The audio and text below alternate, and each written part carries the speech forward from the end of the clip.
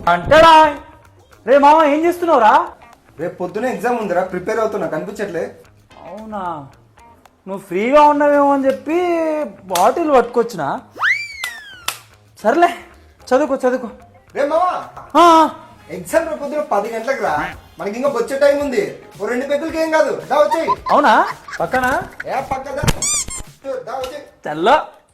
Exams ఉన్నప్పుడు మంది ఏందిరా? అదేంటోరా, ఎగ్జామ్స్ ఉన్నప్పుడే మంద బుద్ధి అవుతుంది. తాగు. మా రెండేరా కానీ మా లాస్ట్ పెగ్. ఇదే లాస్ట్ లాస్ట్. ఇప్పుడు దాకా యాక్చువల్ బాగానే ఉండే కదరా, ఏమైంది సడన్ గా దీనికి? ఒకటి అర్థం కావట్లా. నువ్వు కూడా నా బుక్ చదువుతానో లేదని టెస్టింగ్ చేసా అంతే.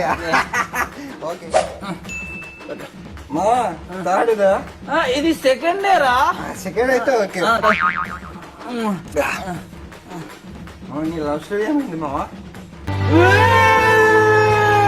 The next day.